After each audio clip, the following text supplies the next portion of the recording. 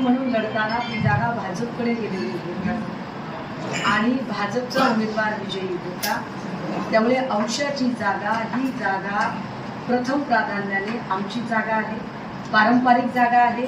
या जागेवर श्रीयुत दिनकर माने साहेब हे आमदार म्हणून निवडून आलेले आहेत। आम्ही आमचं केडर, आमची संघटन बांधणी, आमची कुवत ही आम्ही सिद्ध केलेली आहे। त्यामुळे औषधी जागा आम्ही सोडायचा प्रश्नच नाही। मॅडम, केंद्रीय अर्थमंत्री निर्मला सीतारामन आणि जे.पी. नड्डा यांच्यावर बेंगळुरूमध्ये गुन्हा दाखल झालेला आहे। 8,000 कोटीचा रोखे व्यवहार प्रकरण आहे। अहो, असे अनेक घोटाळे बाहेर येतील, फक्त निर्मला सीतारामनचेच कशाला। तानाजी सावंत साहेबांनी आता जे सगळ्या आरोग्य खात्यामध्ये जे सगळे इक्विपमेंट घेतलेले आहेत, त्या इक्विपमेंट खरेदीचे सुद्धा घोटाळे आता बाहेर येतील आणि या अनेकांचे हे जे घोटाळे आहेत त्यामध्ये जी भाजपा स्वतःला फार स्वच्छ आणि आम्ही फार अगदी त्याच्यातले नाहीच आहोत असं सांगत होती, त्याच भाजपाने ज्या ज्या लोकांवर आरोप केले त्या सगळ्या गोष्टी घेऊन बसलेले आहेत। मला वाटतं सत्ता बदल झाल्यानंतर राज्यातल्या तर अनेक लोकांच्या फायली उघडतीलच उघडतील, परंतु केंद्रातली जी सत्ता आहे जी कधी काळी फार दर्प होता ज्यांना स्पष्ट बहुमताचा आणि मोदी गव्हर्नमेंट म्हणत होते ते आता एनडीए सरकारपर्यंत येऊन ठेपलेले आहे। तो दर्प आणि तो अहंकार थोडासा मावळलेला आहे आणि ते सरकार काही फार काळ टिकेल अशी काही चिन्ह दिसत नाहीये। आणि तेव्हा जेव्हा कधी तो सत्ता बदल होतोय ह्या सगळ्याच फायली, कारण आता ईडी आणि सीबीआय ताब्यात घेऊन या फायली दाबण्याचा जर ते प्रयत्न करत असतील तर तो काही फार जास्त काळ टिकणार नाही। ज्या पद्धतीने इलेक्ट्रोल बॉन्डचा मुद्दा सगळ्यात पुढे आला त्याच पद्धतीने हे सगळे घोटाळे पुढे येतात। नाही, देवेंद्रजी काल असं म्हणत होते की ती माऊली दुःखी असेल तर आम्ही समजून घेऊ, ती मनोरुग्ण असेल तर आम्ही उपचार करू। ते मी समजू शकते, ती दुःखी आहे का, ती त्रस्त आहे का, ती मनोरुग्ण आहे का किंवा अजून काय असेल ते असेल, या सगळ्या गोष्टी आम्ही समजून घेतो।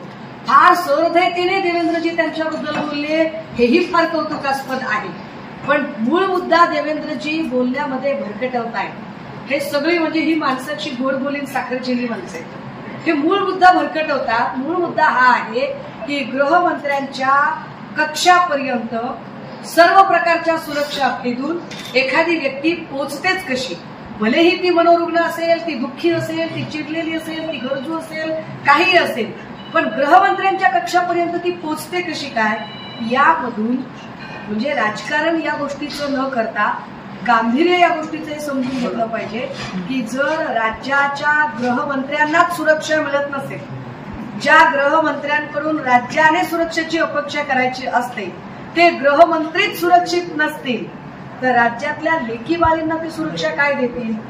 गृहमंत्री म्हणून त्यांचं जे फेल्युअर आतापर्यंतचा जो पाडा आहे, ते जे अपयशी ठरलेले आहेत त्याचा उच्चांक किंवा त्याचा उच्चतम बिंदू हे त्यांच्या कार्यालयापर्यंत त्या बाईंचं पोचलं। ते विरोधी लोकांचंच काम असू शकते असं ते देखील त्यांनी बोललं। अहो ठीक आहे, तुम्ही असं म्हणताय का विरोधी लोकांचं, पण तुम्हाला काय करत होतात तुम्ही, काय म्हणजे त्या बोलण्याला काही ताळतंत्र नाही। हे विरोधी लोकांचं काम, ते विरोधी लोकांचं काम। मी आता किरीट सोमय्यांचा विषय काढला, किरीट सोमय्यांचे जेव्हा एचडी व्हिडिओ बाहेर आले आणि ते एचडी व्हिडिओ खरे आहेत की खोटे आहेत आम्ही फॉरेन्सिकला पाठवले वगैरे चर्चा सुरू झाली, आम्ही खरे आहे का खोटे हेही विचारलं नव्हतं। घाईघाईने गृह खात्याने बाहेर येऊन सांगितलं, म्हणजेच गृह खात्याचे मंत्री देवेंद्रजींनी सांगितलं हो ते व्हिडिओ खरेच आहे। किरीट सोमय्या काय देवेंद्रजींचे विरोधक होते? किरीट सोमय्याचे व्हिडिओ खरेच आहेत असं देवेंद्र फडणवीसांनी सांगितलं तेव्हा ते काय होतं बरं?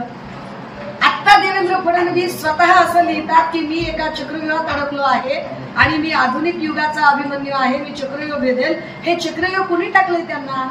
हे चक्रव्यूह विरोधकांनी नाही टाकलेलं, हे चक्रव्यूह त्यांच्या घटक पक्षातल्या एकनाथ शिंदेंनी त्यांच्यावर टाकलेलं आहे। हे चक्रव्यूह त्यांच्यावर म्हणजे याच्यात अजितदादांना पण घेऊ नये आपण, कारण अजितदादांना त्यांनी आता ढकलत पाक असं घोंगडीच्या कडेवर आणले आणि ते कधी घोंगडीतनं बाहेर काढतील सांगता पण येणार नाही। पण एकनाथ शिंदे साहेब असं कसं काय झालं अचानक की कधी काळी भाजपच्या राज्याच्या राजकारणाच्या केंद्रस्थानी असणारे देवेंद्र फडणवीस इतके बेदखल होत गेले आणि अमित शहांच्या जवळी आता देवेंद्रजींची नाही एकनाथ शिंदेची वाढली, हे कसं शक्य आहे? हा चक्रव्यूह जो दुसऱ्यांच्यासाठी खड्डा खोदतो तो स्वतः त्यात पडतो. देवेंद्रजींनी जो खड्डा सन्मान्य पक्षप्रमुख उद्धव साहेबांसाठी खोदायचा प्रयत्न केला त्यात आता देवेंद्रजी स्वतः पडलेले आहेत. घटक पक्षांना सामावून घेणे आणि घटक पक्षांच्या सोबत जागांवर चर्चा करणे ऑलमोस्ट हा तिढा सुटत आलेला आहे. एक 20-22 जागांचा प्रश्न आहे, तोही तिढा लवकरच सुटेल. आणि सोबतच दुसऱ्या पातळीवर ज्या विधानसभा ज्या पक्षांना टार्गेट करायच्या आहेत त्या विधानसभांमधून घटक पक्षांचे दौरे सुद्धा सुरू झालेले आहेत. याच न्यायाने लातूर जिल्ह्यातील ज्या विधानसभा आहेत त्यामध्ये आम्ही 2 प्रकारे याचा विचार करतो. जेव्हा आम्ही जिल्हानिहाय विचार करतो त्यावेळेला अहमदपूर, निलंगा, औसा या 3ही विधानसभांचा आम्ही विचार करतो. मात्र लोकसभा निहाय ज्या वेळेला आपण विचार करू तेव्हा औशाची जागा ही धाराशिव लोकसभेमध्ये जाते आणि औशाची जागा ही आमची पारंपरिक जागा आहे. काल काही पत्रकार असं विचारत होते की कुणीतरी म्हणाले की आम्ही 4 जागा लढू, आम्ही 6 जागा लढू. घटक पक्षांच्या अपेक्षा आम्ही समजू शकते, त्यांच्या भावनांचा आम्ही आदर करते. परंतु शिवसेना उद्धव बाळासाहेब ठाकरे पक्ष आणि या पक्षातले शिवसैनिक वर्षानुवर्ष जेव्हा मेहनत घेतात आणि फील्डवर काम करतात तेव्हा ते निवडणुका लढण्यासाठी आणि निवडणुकांमधून आपली ताकद दाखवण्यासाठी काम करतात. आम्ही ते नाही आहोत की जे बिनशर्त पाठिंबा देऊन मोकळे होतील आणि प्रत्येक वेळेला नवी भूमिका घेतील. आम्ही ते आहोत जे प्रत्येक निवडणुकीला अत्यंत ताकदीने सामोरे जातो. अगदी मुंबई विद्यापीठाच्या सिनेटच्या निवडणुकांमध्ये सुद्धा 10 पैकी 10 जागा आणण्याचा विक्रम आणि खरी शिवसेना कुणाची हे अगदी अंधेरी पूर्वच्या पोटनिवडणुकीपासून ते आत्तापर्यंत मुंबईवरचं आमचं वर्चस्व एक हाती अबाधित आहे. याच सगळ्या पार्श्वभूमीवर लोकसभा निहाय जागा या धाराशिव लोकसभेमधून जागा मागताना आम्ही औशाच्या जागेची मागणी आमची अबाधित आहे. ही मागणी अबाधित नाही तर तो आमचा दावा निर्विवाद आहे. मी इथला आमचा घटक पक्ष आणि मित्रपक्ष असणाऱ्या काँग्रेस आणि काँग्रेसच्या सगळ्या पदाधिकाऱ्यांबद्दल माझ्या मनात अपार आदराची भावना आहे. लातूर ग्रामीण, लातूर शहर या सगळ्या भागांमध्ये त्यांची केडर बांधणी आहे हेही मी समजू शकते. किंवा उदगीरमध्ये राष्ट्रवादीची जागा आहे याची आम्हाला कल्पना आहे.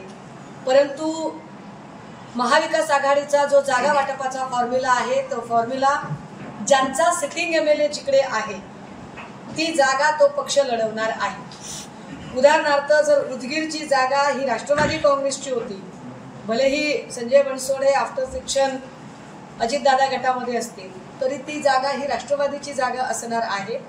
आणि या न्यायाने महायुती म्हणून जेव्हा एकत्र आम्ही युतीमध्ये लढत होतो त्यावेळेला औशाची जागा ही ऑब्व्हियसली भाजपकडे गेलेली होती.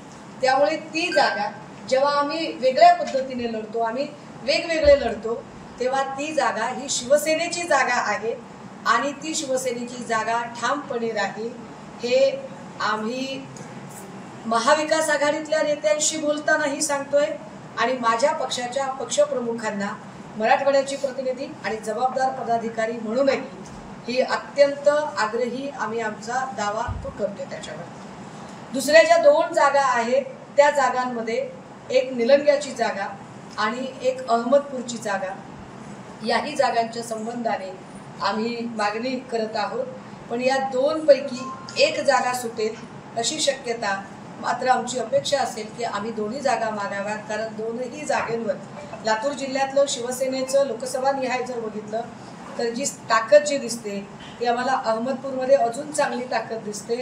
कारण पंचायत समिती असेल, कृषी उत्पन्न बाजार समितीला आमचे जिल्हा प्रमुख बालाजी रेड्डी यांच्या नेतृत्वाखाली ज्या पद्धतीने आम्ही विजय मिळवला किंवा तिथल्या ग्रामपंचायती, नगरपालिकेतलं जळकोटचं आमचं बलाबल असेल, अहमदपूरमधलं बलाबल असेल, ह्या सगळ्या गोष्टी विचार करता अहमदपूरमधली बांधणी चांगली आहे, निलंग्यामध्ये आमच्या रिमन महाराज असतील, शोभा बेंदरगेजी असतील, या सगळ्याच लोकांनी फार छान काम केलेलं आहे.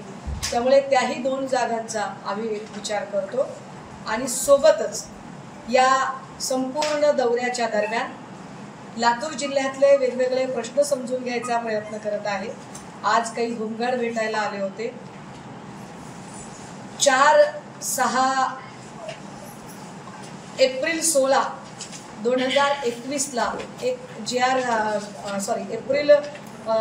सोळा एप्रिल 2022चा GR होता, ज्या GR मध्ये स्पष्टपणे नमूद केलं होतं, तत्कालीन मुख्यमंत्री सन्माननीय उद्धव साहेबांच्या स्वाक्षरीने पारित झालेला GR होता आणि त्या GR मध्ये असं सांगितलं होतं की राज्यामध्ये जी 55,000 होमगार्ड्सची संख्या आहे, त्या 55,000 होमगार्ड्सना आत्ता जे अधूनमधून फक्त म्हणजे गणेशोत्सव असेल, पंढरपूरची वारी असेल, नवरात्र उत्सव असेल किंवा त्या वेळेपुरती जेवढी ड्युटी असते त्याच दिवसाचा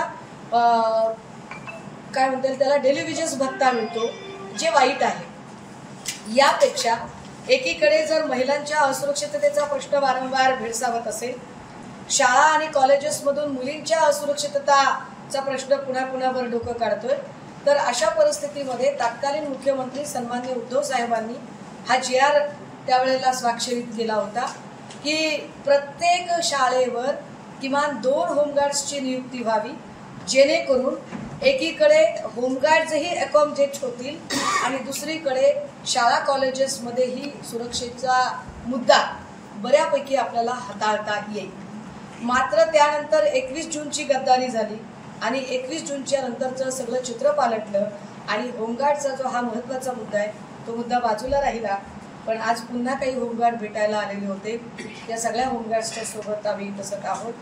या पत्रकार परिषदेनंतर जी श्रमिक बहुजन महिला परिषद होतीये की ज्या काम करणाऱ्या मजूर महिला आहेत, घरकाम करणाऱ्या महिला आहेत, त्यांची सातत्याने मांडणी आहे की तुम्ही सगळ्यांच्यासाठी महामंडळ आणि सगळ्यांच्यासाठी विचार करताय, परंतु आमचा एक वेतन निश्चिती झाली पाहिजे आणि आम्ही कामावर आम्हाला जर काही दगाफटका झाला, कामावर जर आमच्या काही हे झालं तर त्याच्यासाठी म्हणून आमचा इन्शुरन्स असला पाहिजे. अशा त्यांच्या ज्या काही मागण्या आहेत घरेलू कामगार महिलांच्या, त्याही संदर्भाने पक्षाच्या वतीने येणाऱ्या काळामध्ये विचार केला जाईल आणि त्यावरची मांडणी असेल. सोयाबीनचं आंदोलन इकडे औशामध्ये चालू आहे, सोयाबीनला हमी भाव मिळावा म्हणून. यावर मी लोकसभेच्या प्रचाराच्या वेळेलाही बोलले होते की काय पद्धतीने सोयाबीन आणि कापूस या दोनही पिकांच्या बद्दल भाजपा सरकारने शेतकऱ्यांच्या डोळ्यामध्ये धुळफेक केलेली आहे. मुगाचे भाव कसे 12,000वरून खाली उतरलेले आहेत, एकीकडे मजूर मिळत नाहीये. अशा सगळ्या परिस्थितीत आपल्या सगळ्यांनाच अतिवृष्टीचा फटका फार बसलेला आहे. या अतिवृष्टीच्या फटक्याचे अजून पंचनामे नाही. माननीय कृषी मंत्री असं म्हणत आहेत की आम्ही 45 मिलीमीटरच्या वरचा पाऊस झाला तर सरसकट आम्ही नुकसान भरपाई देणार, त्याच्यासाठी पंचनाम्यांची गरज नाही. पण ते कधी होणार आहे ते काही अजून कळलं नाही. कारण माझ्या माहितीप्रमाणे, म्हणजे माझी माहिती म्हणजे मी काही ते काय बागेश्री महाराज वगैरे असं काही नाही आहे बाबा, माझं काही ज्योतिषावर काही फार विश्वास नाहीये. परंतु शिंदे साहेबांच्याच गोटातून जे अनेक रथी महारथी महाशक्तीच्या कृपेने माहिती आमच्यापर्यंत पर्क्युलेट करतात, त्या माहितीनुसार 5 ते 10 तारखेपर्यंत आचारसंहिता लागेल असं वातावरण आहे आणि शेतकऱ्यांची नुकसान भरपाई अजूनही मिळालेली नाही. आता जर 5 ते 10 तारखेपर्यंत आचारसंहिता म्हणजे अवघे अजून 5 दिवस शिल्लक आहे. हे 5 दिवस कृषी मंत्री कसे तरी चालढकल करतील, आचारसंहिता लागली की हातवर करायला मोकळे. मग या लोकांना काय मिळणार आहे? पेन्शन धारक लोकांचा प्रॉब्लेम तोच आहे. आशा वर्कर अंगणवाडी सेविकांचा पुन्हा प्रॉब्लेम झालेला आहे. या सगळ्यांमध्ये पुण्यामध्ये गेल्या 9 दिवसापासून सगळ्या आरोग्य खात्याचे जे लोक आहेत ते उपोषणाला बसलेले आहेत. आरोग्य खात्यामध्ये महत्वाचं की आरोग्य संचालकाचं खातं डिसमिस करून त्याचे सगळे अधिकार उपसंचालकांच्या खात्याला देणं हा एक अजब कारभार तानाजी सावंत साहेबांनी केलेला आहे. माझ्या माहितीप्रमाणे काल आणि आज आपण काहीतरी आरोग्याच्या संबंधाने काही आंदोलनं सुद्धा करत आहात. अशा अनेक मुद्द्यांवर काम करण्यासाठी निव्वळ घोषणांचा पाऊस नाही तर खऱ्या अर्थाने लोकाभिमुख प्रश्नांवर चर्चा करणे आणि लोकाभिमुख प्रश्नांवरच ही निवडणूक जात आणि धर्मावर न नेता, कारण काल आम्ही बघितलं की अहमदपूरमध्ये मराठा आरक्षणासाठी एका जोडप्याने विषप्राशन केलं. त्यांची परिस्थिती अजूनही गंभीर आहे. त्यांनाही काल जाऊन भेटलेले होते.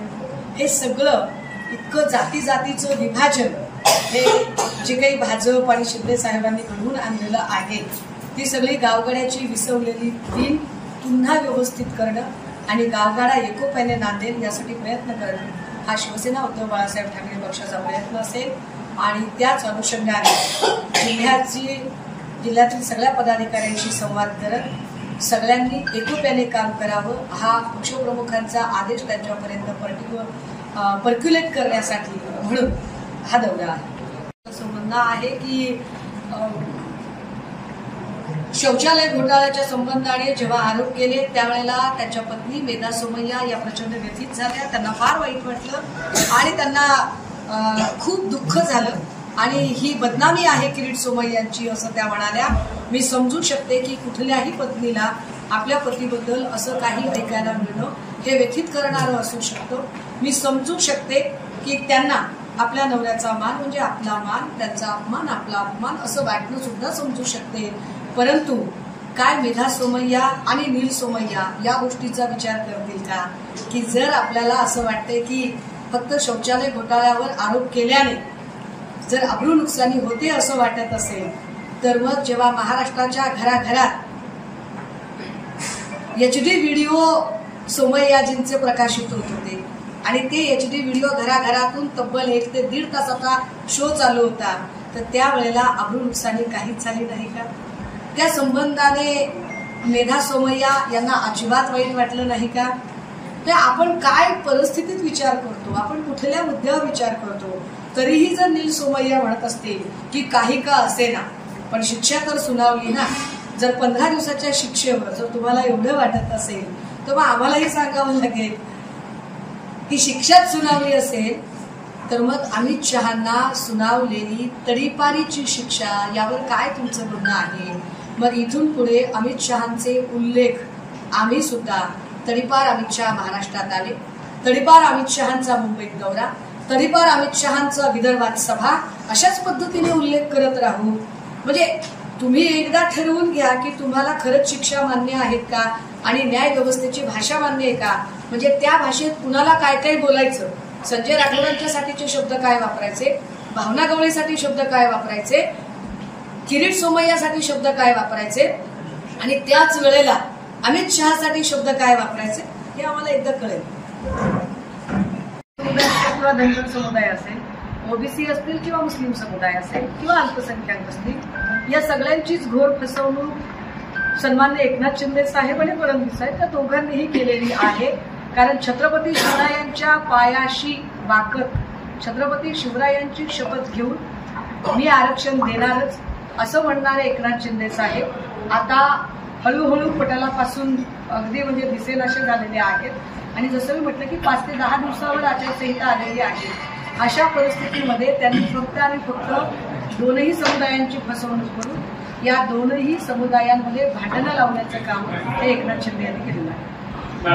मागच्या इलेक्शनमध्ये युतीमध्ये असताना शिवसेनेकडे लातूर ग्रामीण चिठ्ठ्या, आता तुम्ही त्या जागेवर दावा का करतो?